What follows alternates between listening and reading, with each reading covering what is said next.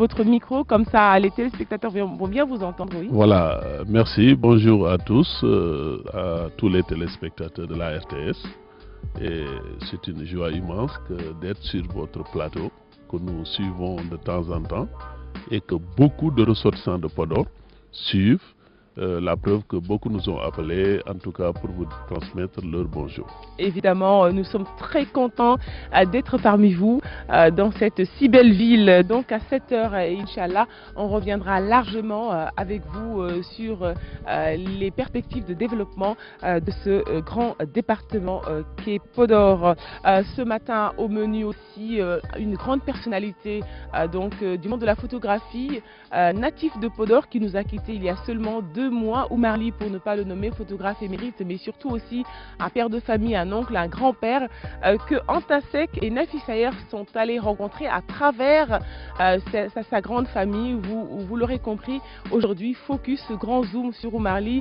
Tout d'abord, Nafis Ayer, bonjour. Alors, Oumar Ly, c'était un grand photographe. Un grand photographe très connu ici à Podor, au Sénégal et un peu partout dans le monde aussi. Et qui a commencé sa carrière dans les années 60. D'ailleurs, Anta Seck a surtout rencontré sa famille et pleuré 2 mois seulement après sa disparition. Eh bien, son souvenir reste intact. Anta Seck, bonjour.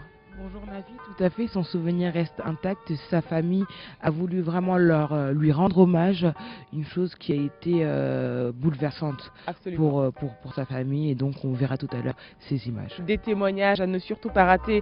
Massamba Thian est sur ce plateau. Vous le savez, quand on parle du département de Podor, c'est aussi l'éducation, Massamba, puisque le réseau est très dense, le réseau scolaire. Bonjour Massamba. Oui, bonjour Nafi. Bienvenue à Podor. Bienvenue à Podor, mais également aussi merci à tout le monde et bonjour à tous les collègues. Il faut le dire, hein, je pense que le département de Podor, comme on le connaît, qui est dans la région de Saint-Louis, fait partie aujourd'hui des départements qui ont le réseau scolaire, l'un des réseaux scolaires les plus denses. Et on ne le dira jamais assez. Podor fait partie également aussi de ces villes du Sénégal qui ont été les premières à habiter des écoles. Et c'est ce qui explique qu'aujourd'hui Podor fait partie également aussi de ces villes qui ont donné plus de cadres. Le réseau est dense, plus de 200 écoles élémentaires, une trentaine de collèges, plus de 20 lycées. Ça montre également que, effectivement, et vous allez le voir, on a été obligé de le scinder en deux et de créer l'IFDPT. Et d'ailleurs, tu disais si bien, l'une des premières écoles du Sénégal, c'est l'école 1, est ici à Podor. Et avant la fin de notre séjour, nous reviendrons sur cette école. Le reste du menu à découvrir, Jeanne, dans la deuxième partie. Et les parties, nous avons rencontré pour Kenkeliba, donc une école de football, c'est l'école de football de Saré Tchofi. Mais aussi, évidemment, on reviendra sur l'architecture coloniale de Podor. Ça sera dans la deuxième partie. Pour l'heure, je vous propose tout de suite d'entrer dans le vif du sujet avec Oumar Ly.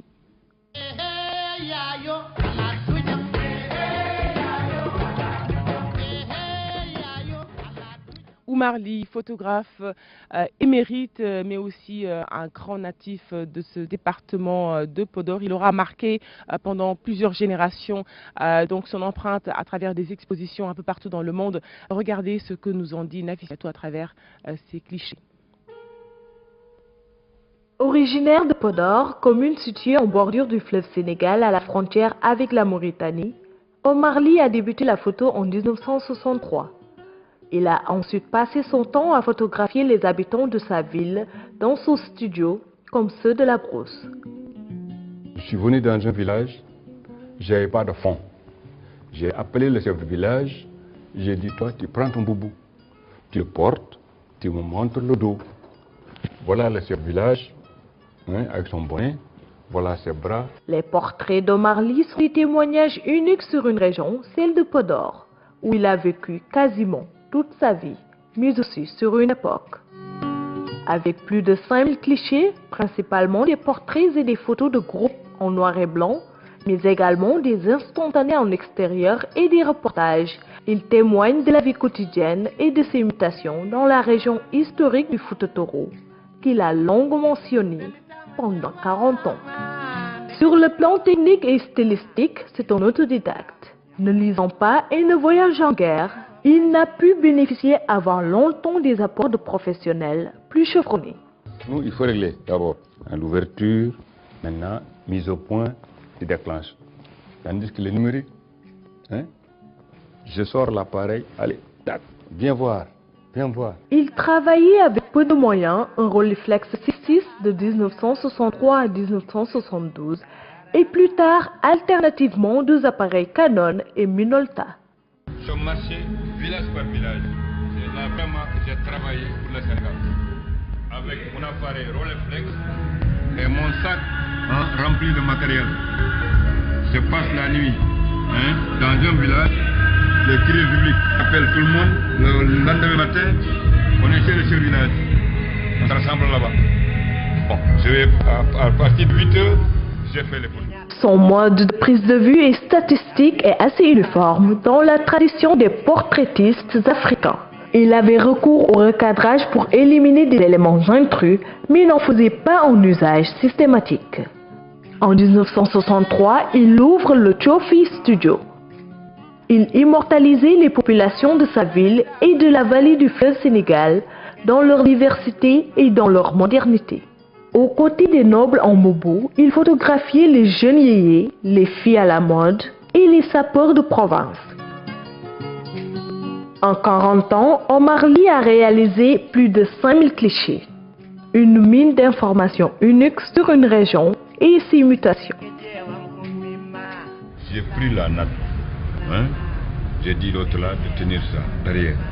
Il a pris ça. Il y avait trop de vent, mais seulement j'ai pu photographier celle-là. C'est à 4 qui.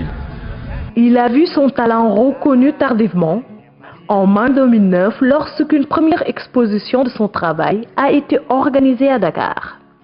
De ces expositions, on peut aussi citer la chronique des années 60, exposition à la galerie Le Manège de l'Institut français Léopold Sédar Senghor de Dakar. Rencontre africaine de la photographie à Bamako, Musée africain de Lyon, pour n'en citer que cela. Omar Ly, un monument de la photographie qui allie, on l'a vu sur les images, l'élégance du tout couleur, mais à celle du photographe, parce que vous le savez, les photographes sont aussi pris aussi par leur élégance dans la mise, mais aussi évidemment dans la manière de poser leurs clichés. Nafissa Ayer, alors finalement, que retenir d'Omar Ly? Ce qui était singulier chez Omar Ly, c'était son œil.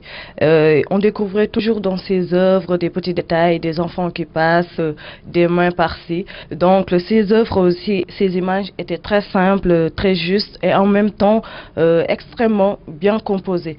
Donc il allait aussi, il photographiait en studio, mais il allait aussi dans la brousse pour photographier les villageois. En groupe, il les photographiait.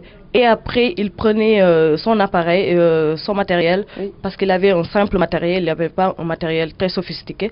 Donc, il recadrait, il photographiait presque les villageois en groupe. Et ensuite, il revenait pour recadrer la photo en carte d'identité. Donc, il ne prenait pas chaque personne comme on le fait jusque-là pour prendre la photo en carte d'identité. Lui, il faisait en groupe pour ensuite venir recadrer en carte d'identité parce que c'était très compliqué. Il n'avait pas tout le matériel qu'il fallait. Donc, il travaillait selon ses moyens, selon le matériel qu'il avait. Et le résultat était excellent, très bien. Donc, il arrivait aussi à exposer, à se faire connaître. Il est arrivé à se faire connaître partout dans le monde, je dirais, parce qu'il a exposé à Lyon, en France et un peu partout, voilà. Donc, c'était un photographe hors pair, parce qu'avec le petit moyen qu'il avait, il a réussi à faire quelque chose de ses œuvres. Voilà. Et c'est certainement donc tout le mérite d'Omar Ly, comme tu l'as dit, avec peu de moyens, mais surtout avec des moyens rustiques. Il est arrivé à se hisser au premier rang de la photographie mondiale. Un mot, Monsieur Marianne, vous avez certainement eu à côtoyer ce grand monsieur qui est Omar Ly. Finalement, que retenir aussi de son souvenir? Mais très bien, c'est un homme que je connais très bien, parce que moi-même j'ai fait mes premières études dans ce département. Et c'est quelqu'un qui était ami à un de mes oncles qui a été longtemps député du département. Moi-même, dans le cadre de mes activités politiques, mais aussi professionnelles, j'ai eu à le rencontrer. Je peux même dire que c'est un parent. D'abord, ce qui frappait, c'est son humilité, sa discrétion. Omar, je ne l'ai jamais vu demander ou solliciter des personnalités. Et tout le monde lui disait, mais Omar, il faut te faire aider, il faut te faire soutenir. Mais c'est quelqu'un qui était là, à l'ombre, qui faisait son travail calmement et qui se contentait de ce qu'il gagnait. Merci Monsieur Marianne pour ce très joli témoignage sur Omar Ly. On en sait un peu plus sur la personnalité non seulement d'Omar Ly, mais aussi évidemment sur son talent immense qu'on n'a pas encore fini de découvrir. Massamba Thiane, c'est vrai que tu es dans le milieu de l'éducation, mais donc un mot sur la technique d'Omar Ly, parce que Nafissa a parlé de technique, une technique assez inédite quand même par rapport à ses portraits, à ses cartes d'identité. Oui, moi, ce que je voudrais dire, Nafi, c'est que pour moi, c'est une chance quoi, pour Podor. Chacun aurait aimé avoir Omar Ly dans sa région, dans son département. Parce qu'aujourd'hui, vous avez vu ces images qu'il est en train de montrer. Donc, pour dire que c'est un patrimoine. Ce que je veux dire également aussi, c'est au-delà du métier, au-delà du gagne-pain. Je pense que c'était un passionné. Parce qu'en fait, vous voyez les photos, vous voyez les prises.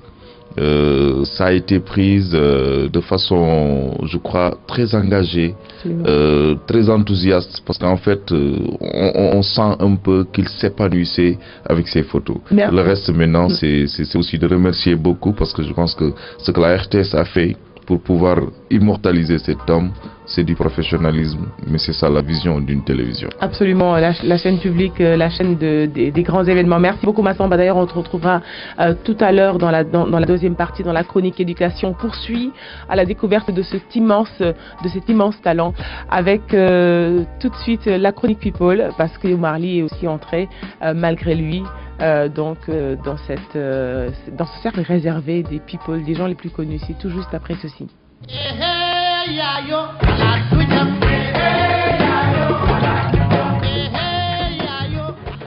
Omar Ly, raconté par sa descendance, vous allez voir des témoignages poignants qui certainement aussi montrent comment, à côté du talent qu'il avait aussi dans la photographie, il était aussi talentueux justement dans la manière de tisser des liens familiaux. Regardez, c'est un sujet dans Tasek.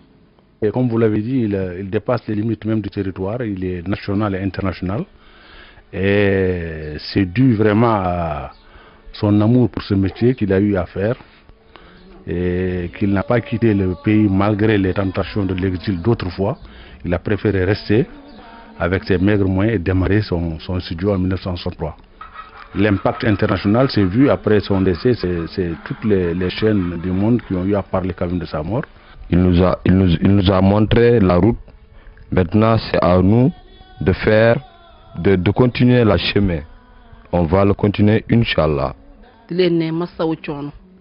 ndax sam pap ku fi mu soññoo da lay accueillir te recevoir fooreel la tey man la ma ku ma gis te xam ne tey dara génn na ci man ndax ñun suñ pap ku sonnoon ci ñun la ku ñu bëggoon ku daw ci ñun ba xëy dee waaye sam pap tey bu demee ñun lu bëri dañ ko def génn ci ñun.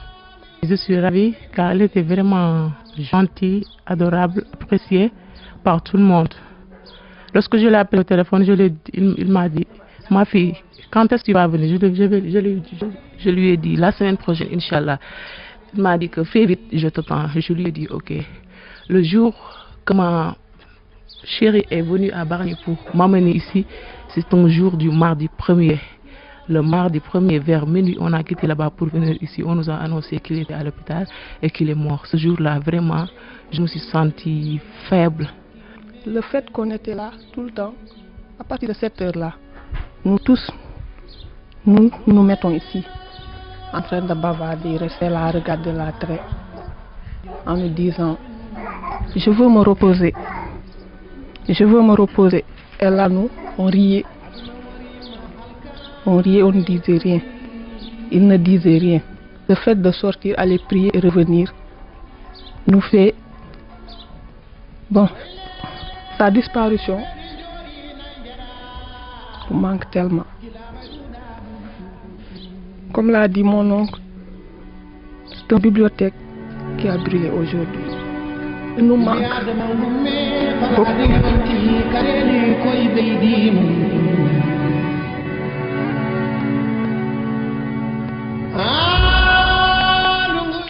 alhamdulillahi rabbil alamin.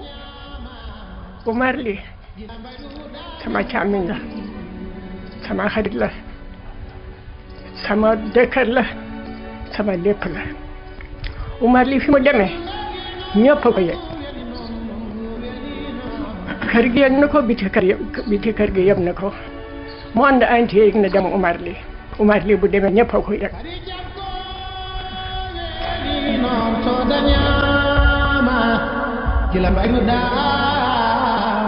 man tey lu may rëcc rek bu doon tey man sama bopp damay jàng studio di laabe di photo ba ma mën la ma mën tey parce que gis naa njëriñam te lu ma doon ñaan yàlla tey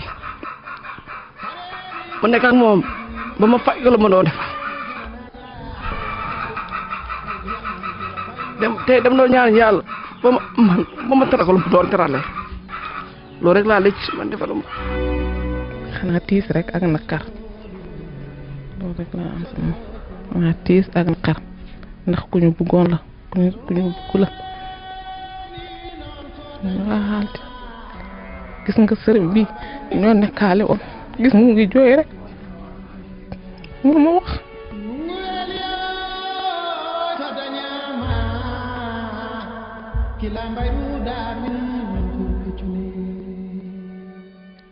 Oumar Ly, photographe, mais aussi un père de famille, un grand-père qui va laisser un grand vide dans sa famille. Antasek, tu as eu à rencontrer, à aller chez lui. Comment se porte sa descendance? Alors tout simplement, ils sont toujours tristes parce que ça fait quand même juste 2 mois que Oumar Ly a disparu et donc ils ont des regrets. Le regret de n'avoir pas appris la photographie. D'ailleurs, ces 2 fils aujourd'hui font tout pour apprendre la photographie et préserver le patrimoine de leur père. Ou encore ces filles qui aujourd'hui pleurent encore en fait. C'était tellement touchant, limite, voilà, je suis touchée. Après, aujourd'hui, tout ce qu'il a fait, son humilité, ça se comprend. Parce qu'il était, à l'âge de 20 ans, militaire pendant 18 mois au camp de la Dior. Donc, à son retour, il a commencé à faire la photographie. Donc, il a su, étape par étape, avec un certain professionnalisme, s'imposer. Et c'est une chose qu'aujourd'hui qu'on salue. Et donc, justement, on est de tout cœur avec sa famille qui a perdu une grande personne. Absolument, oui. Et ça se sent d'ailleurs. Merci beaucoup, Antasek. Nous a rejoint entre-temps Alioune Badara Kane. Bonjour. Bonjour. Alors, c'est vrai que tout à l'heure, on te laissera largement la parole avec ton invité. Mais déjà, un mot. Oumar Ly, on l'a dit, immense talent, mais aussi un père de famille attentionné, que ses filles, mais aussi ses fils regrettent. C'est posé. Tout à l'heure, Anta l'a dit, finalement, le problème de la succession, parce que qui embrasse un métier, une profession, voudrait que sa descendance puisse perpétuer cela. Ouais. C'est clair, hein, ça entre carrément dans nos traditions. Oumar Ly, c'est un grand monsieur, parce que personnellement, j'ai eu la chance de le rencontrer. C'était lors du festival Jazz International de Saint-Louis.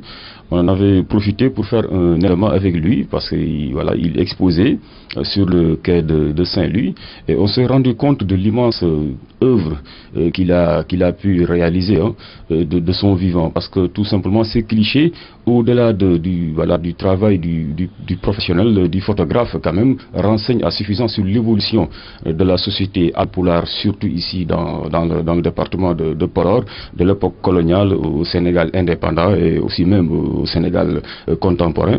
Donc je me dis qu'on se doit de revaloriser et de préserver cet héritage formidable.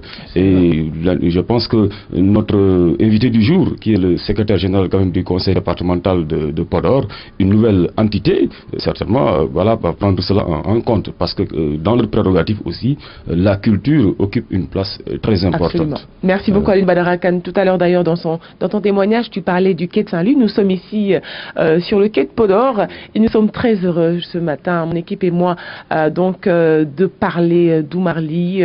Il est parti, mais évidemment sa mémoire reste intacte. Tout de suite, sans transition, on va passer à la chronique invitée.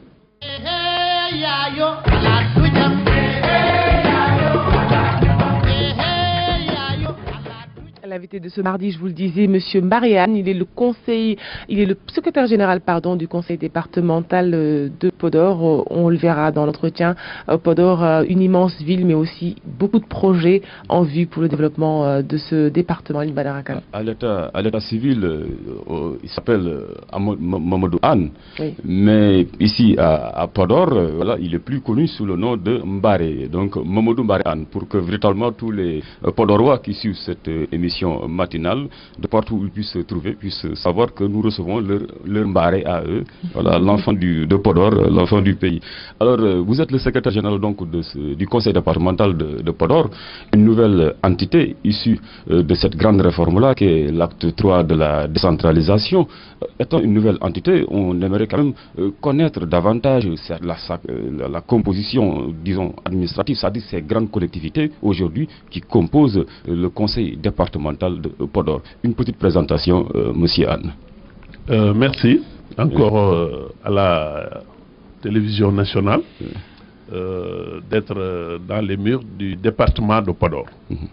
Je rappelle que le département de Podor, Nafi l'a rappelé tantôt, est un des 3 départements de la région de Saint-Louis.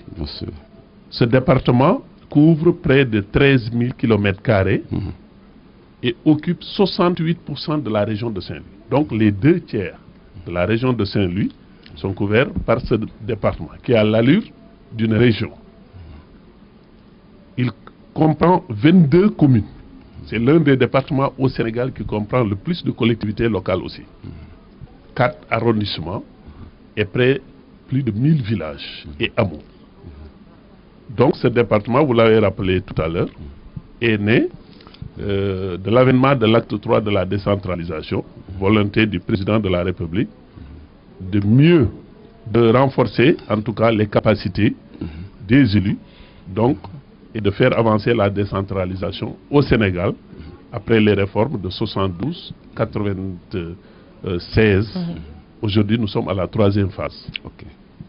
C'est un département, le conseil départemental, en tant qu'entité, comprend 60 élus, dont 32 hommes et 28 femmes. Vous savez que les dernières élections étaient marquées par la parité. Mais quand un homme est à la tête d'une liste et qu'un homme est à la fin, en général, il y a toujours un peu plus. Donc c'est 32 hommes et 28 femmes de toutes les professions, de tous les métiers. Et dire aussi que les 22 communes ont toutes des représentants au niveau du conseil départemental de Podor. Alors, Monsieur Anne, au regard donc de l'énorme superficie du département de Podor, qui hier, je le rappelais quand même, dépasse de loin la superficie d'une région comme Thiès, par exemple, mais aussi au vu de ces énormes potentialités sur le plan hydro-agricole. Alors, on se pose cette question, la question de savoir qu'est-ce qui explique le retard accusé par Podor dans son développement économique. On peut l'expliquer par plusieurs facteurs. Vous savez que la volonté a toujours été, pour tous les pouvoirs qui sont passés, quand même de faire de cette région nord, qui est la frontière avec la Mauritanie, parce que nous sommes là à quelques mètres de la Mauritanie, n'est-ce pas, d'en faire un grenier du Sénégal. Un certain nombre de politiques étatiques et sectorielles y ont été développées. Et nous savons, tout le monde connaît ce que signifie la SAED. Et je rappelle que sur les 240 000 hectares de la rive gauche du fleuve Sénégal, 140 000 sont couverts par le département de Podor. Je dis 140 000 sur les 240 000 sont dans le seul département de Podor. Malheureusement, qui ne sont pas du tout bien exploités, mis en valeur. Ils ne sont pas mis en valeur. Et aujourd'hui, le président Macky Sall, dans son projet d'autosuffisance alimentaire, et dans le cadre aussi du plan Sénégal émergent, notamment au niveau, n'est-ce pas, du premier volet, transformation structurelle de l'économie, avec comme pan essentiel l'agriculture, l'élevage, la pêche. Et aujourd'hui, la volonté politique est vraiment affirmée, affichée, de faire de la région nord, particulièrement du département de Podor. Parce qu'on vous l'avait rappelé, le département de Dagana est très mis en valeur. Le département de Saint-Louis, compte tenu de ses superficies un peu étriquées, a un certain nombre de projets. Aujourd'hui, le potentiel, aujourd'hui, ce qui est à prendre, c'est le département de Podor. Donc, M. Anne, si je vous comprends bien, vous voulez peut-être nous dire que les choses commencent à bouger dans le bon sens. D'autant plus que, quand même, si nos souvenirs sont bons, le chef de l'État a eu à faire une tournée dans le nord du pays. Et donc, dans cette tournée-là, c'est comme qui dirait qu'il a octroyé quand même la part belle à Podor dans le cadre de cette grande réforme sur le plan agricole pour l'atteinte de l'autosuffisance alimentaire. Bien, absolument. Et le président de la République a passé beaucoup de temps lors de sa tournée qui a démarré à Saint-Louis et qui s'est achevée à Bakel. D'abord, cette volonté a été affirmée par la nomination à des postes importants au niveau de l'État de fils de Podor. Le président du conseil départemental de Podor, M. Momoridia, qui est l'ancien directeur général de la SDE, lui, en tant que privé, occupe 2 fonctions internationales. Et ça, dans le cadre de son expertise. Mais tout le monde connaît sa proximité avec le président et avec le ministre de l'Intérieur, mais qui est aussi maire de commune, M. Abdoulaye Daoudi Diallo. Sur ce fait, aujourd'hui, les investissements sont là et très visibles. D'abord, j'ai parlé de la SAE tout à l'heure, c'est des centaines d'hectares qui sont en train d'être aménagés dans le cadre du PRACAS, le programme d'accélération de la cadence pour l'agriculture, qui est un programme qui a fait qu'aujourd'hui, c'est des centaines de tracteurs, de moissonneuses-batteuses et divers matériels agricoles qui ont été octroyés aux paysans avec des réductions parfois dépassant 50% des prix. Toutes les organisations de producteurs en ont bénéficié, particulièrement avec les femmes et les jeunes. Il n'y a pas plus de 20 jours, le conseil départemental fait partie de la commission de distribution de matériel et d'intrants agricoles, n'est-ce pas, ici au niveau de Podor. Pour ce qui concerne ce département, c'est beaucoup de matériel qui ont été distribués aux producteurs. Mais on sait que c'est vrai que seule l'agriculture pourrait sortir Podor de l'ornière, mais derrière se pose aussi ce problème-là prégnant qui est récurrent d'ailleurs, et qui est le foncier, la question du foncier, une question très très sensible dans la zone. Ici, étant une nouvelle entité, vous, qu'est-ce que vous comptez faire pour protéger les autochtones? Parce qu'on sait que dans le cadre de l'agrobusiness, c'est clair que les investisseurs vont quand même se rier ici à Podor. Oui, ils sont là, ils ont commencé à venir.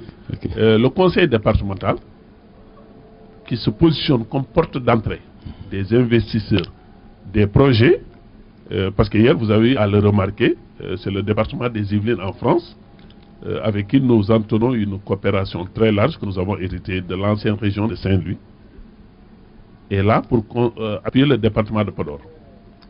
Et dans ce cadre, nous avons une grande société, la société Interval Genève, par sa filiale Valnoven, aujourd'hui, a mis pied dans le département de Podor pour la mise en valeur de plusieurs hectares afin d'aider à la production agricole.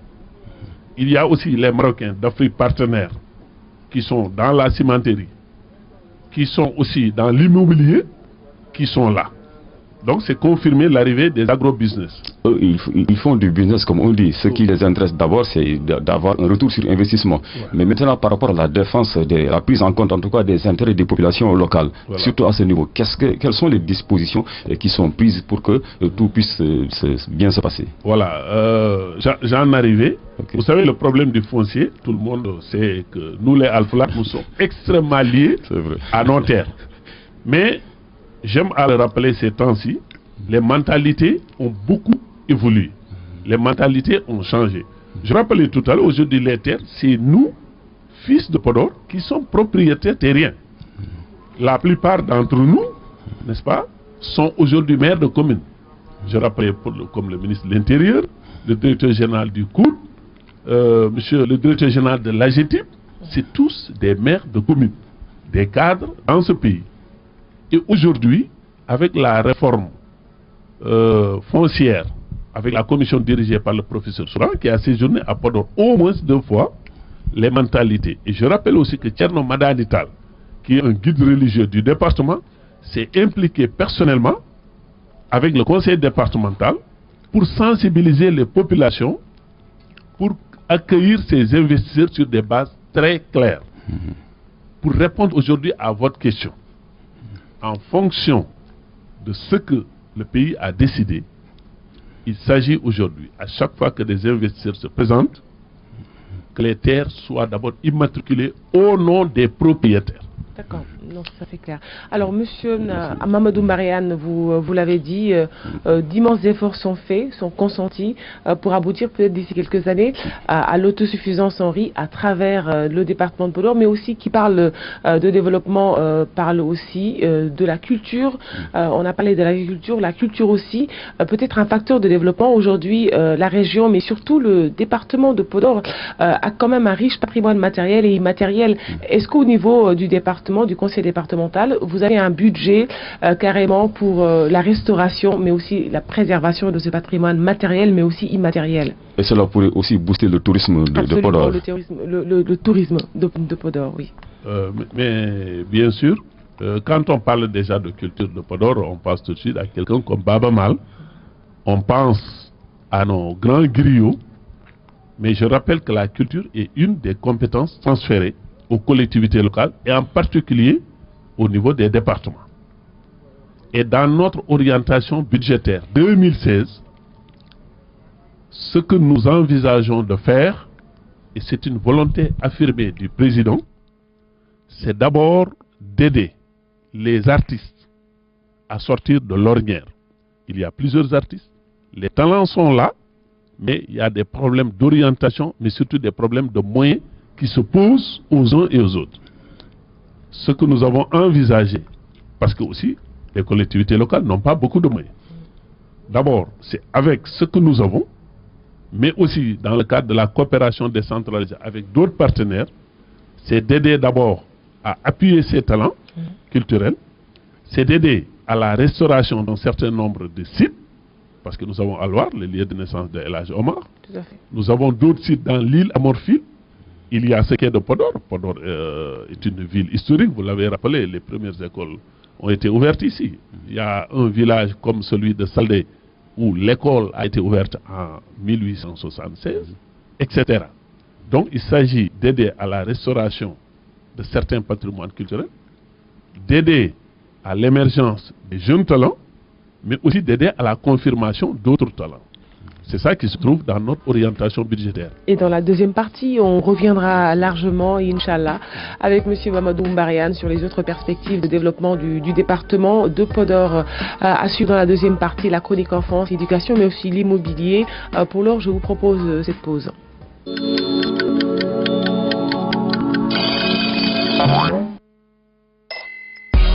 ak fukki dërëm rek woo naa ci sama vétérinaire.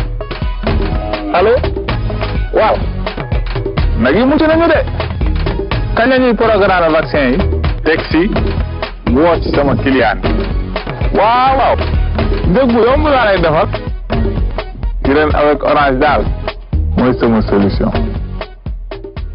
ñëw far.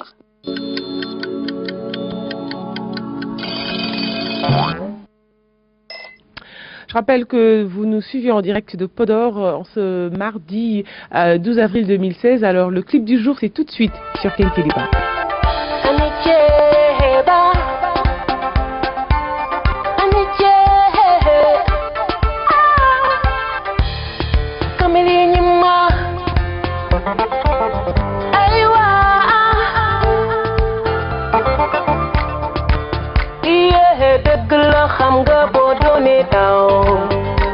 Danga wara xam doon wi nga wara aw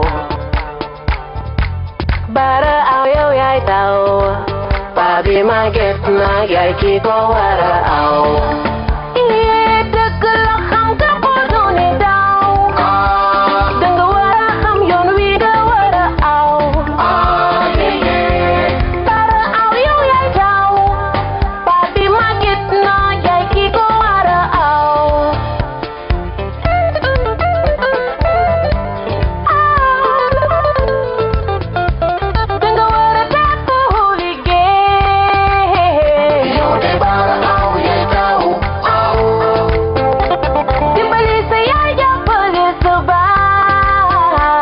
di bara aw ye taw taw bu baax nii lay doxee kër gu baax nii lay demee yow di bara aw ye taw tegale sax saa bu jubee ba jiitoo baax yow di bara aw yay taw yee dëgg la xam nga boo doone taw danga wara xam yoon wi nga wara aw bara aw yow yay taw babi maget na yay ki ko wara aw dëgg la xam nga boo doone taw danga wara xam yoon wi nga wara aw bara aw yow yay taw babi maget na yay ki ko wara aw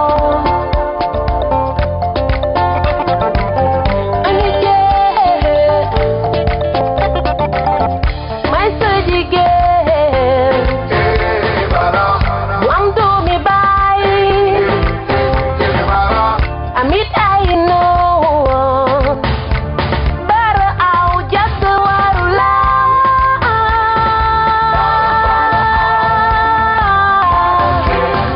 bara aw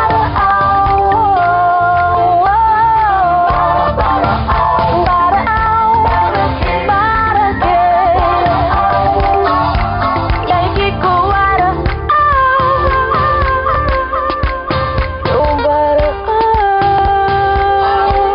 yay ki ko wara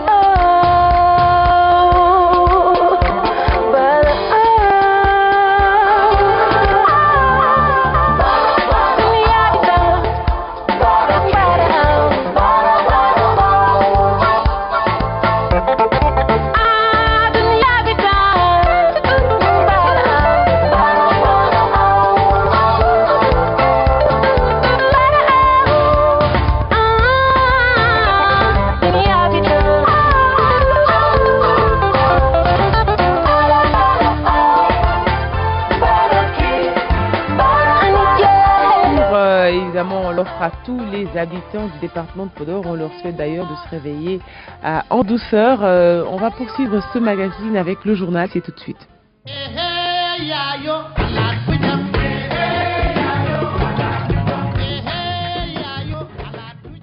Le journal, vous le savez, c'est l'affaire du duo René Léon Fonseca, Fanta Badji de l'autre côté. Bonjour, messieurs, dames.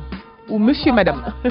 Bonjour à toi, Nafi. Bonjour à toutes et à tous et bienvenue. Bonjour à toi, René. Bonjour, Fanta. Voilà, nous allons ouvrir cette édition sur les opportunités qu'offre le fleuve Sénégal aux populations de Podor. Le transport fluvial, en l'occurrence Fanta, l'activité profite aussi bien aux Podorois qu'aux Mauritaniens frontaliers. Ils exploitent alternativement le secteur. La flotte de Podor dispose de 4 embarcations à pagaie, des unités légères de transport fluvial. On voit tout cela avec Nafissatou Diouf. Les berges du fleuve Sénégal sont aussi matérialisées par la frontière sénégalo-mauritanienne. Les populations des deux localités peuvent commercer facilement sans vraiment faire trop d'efforts. Il leur suffit juste de prendre une pirogue moyennant une somme modique de 100 francs. Les Sénégalais, là, ils ont des pirogues comme les Mauritaniens. Donc, les deux côtés, on les gère. Ils font une rotation de 2 jours. 2 jours pour les Sénégalais et 2 jours pour la Mauritanie. Tous les matins, nos voisins de la Mauritanie font le trajet. Il faut dire que Podor est plus accessible pour eux que beaucoup d'autres localités, pourtant situées dans le terroir mort. Chaque matin, j'attends l'ouverture de la frontière à 9 h pour venir ici à Podor. Chez nous, à Lixaïba, nous n'avons aucune infrastructure, ni poste de santé, ni marché. On règle tous nos problèmes ici. Voilà sans doute ce qui rend le transport fluvial presque indispensable. Ces pirogues qui permettent à plusieurs personnes d'avoir une activité régulière et rémunérée sont empruntées par des travailleurs qui ont leurs activités en Mauritanie. En Mauritanie, c'est un village voisin, Lixaïba, qui est près de Podor. C'est le fleuve qui nous sépare. J'ai un atelier là-bas depuis qu'ils ont l'électricité. Je travaille là-bas. Je travaille comme frigoriste. Et ils demandent beaucoup les ouvriers sénégalais, beaucoup même, parce qu'eux, ils n'ont pas d'ouvriers. Ils n'ont pas d'ouvriers, quoi. Au-delà de l'aspect économique, le fleuve Sénégal est aussi le lieu d'un brassage culturel intense. Cette délégation d'une nouvelle mariée sénégalaise rejoignant le domicile conjugal en Mauritanie en est une brillante illustration. On est de Podor, nous sommes là pour accompagner notre fille qui doit aller rejoindre son mari à Nouakchott. Il y a beaucoup de familles mixtes ici, nous vivons en parfaite harmonie avec les Mauritaniens. Le quai de Podor est la porte d'entrée officielle par voie fluviale dans cette partie de la frontière sénégalo-mauritanienne. Les allers-retours se font sous le contrôle de la police des frontières, mais aussi de la douane de part et d'autre. Le Bou El Mogdad que voici est aussi un autre moyen de transport, mais sur un plan beaucoup plus touristique et ludique. Voilà, pour ce reportage parlant justement du Bou El Mogdad, une unité fluviale de la gendarmerie a été installée Fanta dans la zone pour assurer sa sécurité. Cette unité a aussi pour mission d'assurer de lutter contre le terrorisme et d'assurer la sécurité de la population installée le long du fleuve de Saint-Louis à Matam. Au-delà de l'aspect sécuritaire, la gendarmerie effectue des patrouilles fréquentes et c'est justement pour réglementer la pêche sur le fleuve. Oumar Diao. Sur le plan d'eau du fleuve Sénégal, à hauteur de Richard Toll, des vedettes rapides patrouillent et déchirent les flots. Il y a un peu moins de 2 ans, la gendarmerie nationale a installé des unités fluviales le long du cours d'eau. Il y a une unité à Saint-Louis, une unité à Diama, une unité à Rosbecho, à Richard Toll, une unité à Podor, une unité à Kaskas dans l'île à Morphil, une unité à Matam et une unité à Waoundé. Plus maintenant une autre unité qu'on a jugé utile de mettre sur le lac de Gap puisque c'est un point stratégique pour le Sénégal. Sur terre et sur le fleuve, la Légion Nord est en action. Les puissants moteurs hors bord qui équipent ces vedettes les propulsent à une très grande vitesse. Les missions sont multiples, mais elles se résument à la sécurisation. Contrôle des embarcations, contrôle des identités, contrôle aussi de toutes les formes de pêche par rapport à la préservation de la ressource.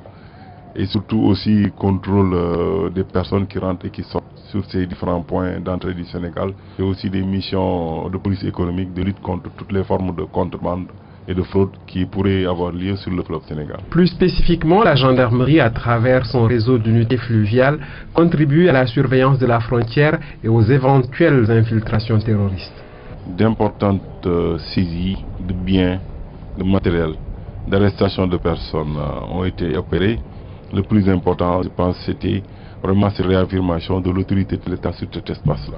D'avoir aussi renforcé la vigilance et la sécurité pour toutes les populations sénégalaises qui habitent le long de ce fleuve-là. Depuis la création de ces unités nautiques, les populations se sentent un peu plus en sécurité et des perspectives d'élargissement du filet sécuritaire se précisent. Le commandement de la gendarmerie a en perspective de mettre en place les mêmes unités au niveau de la frontière Est, c'est-à-dire la zone de Bakel, jusqu'à la frontière avec le Mali. Le lieutenant-colonel Daouda Diop, qui était à la baguette, n'attendra pas cette extension. Il quitte la tête de la Légion Nord pour la direction de l'administration pénitentiaire. Ces hommes espèrent qu'il naviguera en eau calme dans ses nouvelles missions. Nous quittons la terre, nous quittons le fleuve plutôt pour retrouver la terre ferme et les Alpulaars, principale ethnie du nord du pays. Et c'est pour parler bien sûr des bergers qui occupent une bonne partie de ces territoires. Nomades, ils ont pour compagnons leur bétail et leur radio. Chaque berger dispose pratiquement de cet outil qui ainsi leur permet de se connecter au reste du monde. Suivant ce reportage signé Oumou Kalsoum Sall, elle l'a réalisé à l'occasion de la journée mondiale de la radio.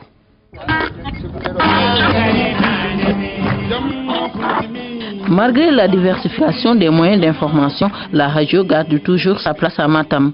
Dans certains foyers, elle est même la seule source d'information. On n'a pas encore accès à l'électricité. On ne regarde même pas la télé. Pour la radio, on met juste des piles. Elle nous informe de toute l'actualité nationale et internationale. On n'a pas encore d'électricité, donc on n'a que la radio pour nous informer. Le matin très tôt, on écoute le journal de la chaîne nationale et dans la journée, on suit les programmes de RTS Matam. Si pour beaucoup de Sénégalais, le téléphone portable est utilisé pour écouter la radio, ce n'est pas le cas pour cette famille qui pensent que le transistor est plus adapté. Écouter la radio à partir des portables, c'est les jeunes qui le font. Avec le poste de radio, c'est toute la famille qui écoute en même temps. Adama Amadouba fait chaque jour des kilomètres à la recherche d'eau et de pâturage pour son bétail. Dans ses bagages, un instrument qu'il n'oublie jamais, son poste de radio. On est tout le temps seul dans la brousse et avec la radio, on chasse la solitude. Et malgré qu'on est loin de la ville, on est bien informé. À Matam, difficile de voir un berger qui ne dispose pas de cet outil.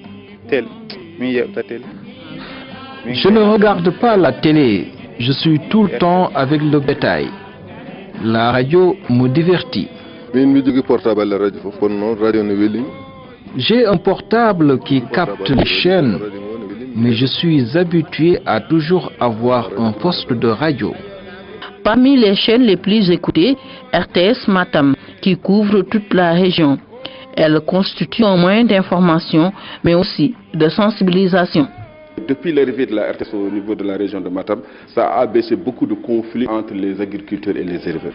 Ce qui veut dire que les émissions sont très bien suivies par nos auditeurs qui sont en pleine brousse. Et en plus, l'émission nous permet de se déplacer, rencontrer des pêcheurs, des éleveurs, des agriculteurs. La radio, un équipement facile à transporter, en plus d'informer. Elle est un compagnon pour de nombreux bergers dans leur solitude. Et nous restons avec les Peuls pour revisiter une facette de leur culture, le Djombadio ou mariage. Plusieurs rituels accompagnent justement les cérémonies de mariage en milieu poulard et c'est une tradition qui se transmet de génération en génération. Les Alpoulars accordent une importance capitale à cet aspect de leurs us et coutumes. Fatou Diouf a assisté à l'une de ces cérémonies.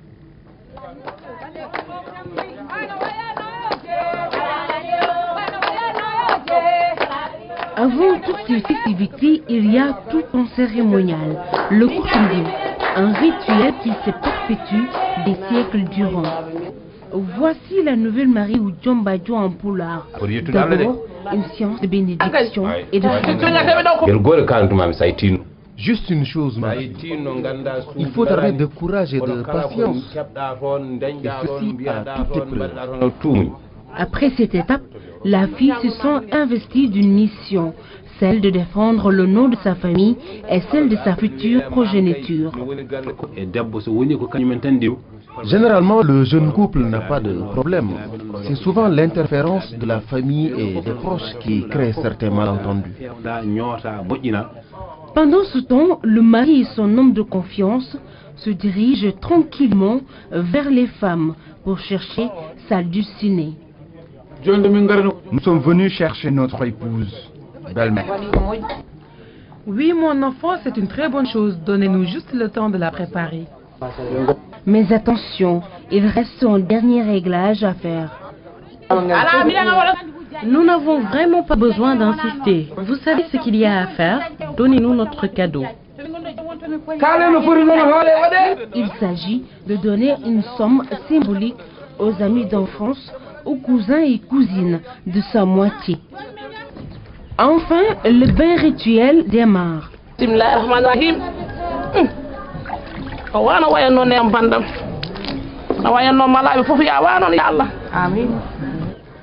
Cette femme à l'œuvre, elles sont triées sur le volet. Ce sont toutes des ménagères de référence. Elles n'ont jamais abandonné leur domicile conjugal. Elles symbolisent Debo Gallé, la femme modèle. Une femme